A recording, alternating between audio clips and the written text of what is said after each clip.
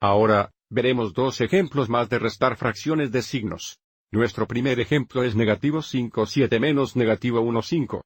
Entonces, lo primero que debemos notar aquí es que no tenemos un denominador común, por eso queremos determinar el mínimo común denominador.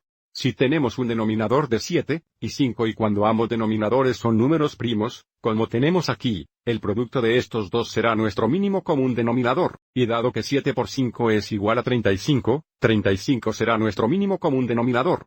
Lo que significa que tendremos que multiplicar esta primera fracción por 5 en el denominador y 5 en el numerador. Tendremos que multiplicar la segunda fracción por 7 en el denominador y 7 en el numerador. Ahora sigamos adelante y reescribamos esto. Y para esta primera fracción, vamos a mover el signo negativo al numerador. Entonces tendremos 25 negativos en todo 35, y teniendo el negativo en el numerador, solo hace que sea más fácil hacer un seguimiento. Y luego observe cómo tenemos menos una fracción negativa. Eso es equivalente a agregar una fracción positiva, por lo que escribiremos esto como más. Esto será 7 sobre 35. Ahora que tenemos un denominador común, podemos sumar. El denominador permanece igual y luego sumamos los numeradores. Entonces negativo 25 más 7 es igual a negativo 18. Y esta fracción no se simplifica, pero normalmente verá el signo negativo al frente de la fracción en la mayoría de los libros de texto. Sigamos adelante y escribamos esto como negativo 18/35.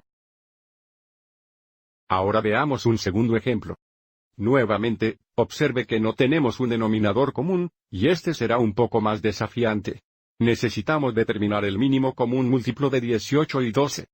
Que también sería el número más pequeño que el divisible entre 18 y 12. Entonces, en este ejemplo, lo que haremos será observar la factorización prima de los denominadores para ayudarnos a determinar cuál sería el mínimo común denominador. Y si queremos, también podemos escribir esto como un problema adicional.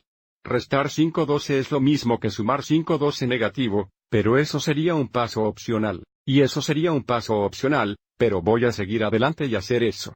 Así que voy a escribir esto como un negativo sobre la factorización prima de 18. Bueno, 18 es 2 veces 9 y 9 es 3 veces 3. Y luego escribiré esto como más negativo 5 en toda la factorización prima de 12. Que sería 2 veces 2 veces 3. Ahora mirando la factorización prima de los denominadores, podemos construir el mínimo común denominador analizando los factores primos.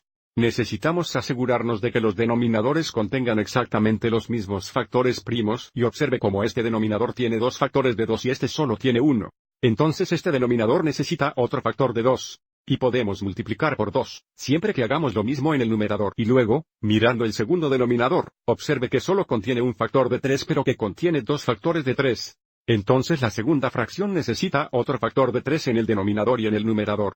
Y ahora observe que ambos denominadores contienen los mismos factores primos, que en ambos casos dan un producto de 36, que es nuestro mínimo común denominador. Ahora sigamos adelante y multipliquemos esto nuevamente. Tenemos 2 negativos en todo 36.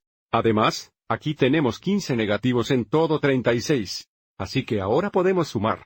El denominador permanece igual y luego combinamos los numeradores. Negativo 2 más negativo 15 es igual a negativo 17, pero de nuevo, normalmente verá esto donde el signo negativo está delante de la fracción en la mayoría de los libros de texto. Así que creo que si tienes dificultades para determinar cuál sería el mínimo común denominador, mirar la factorización prima de los denominadores suele ser muy útil. C0587222FC5A1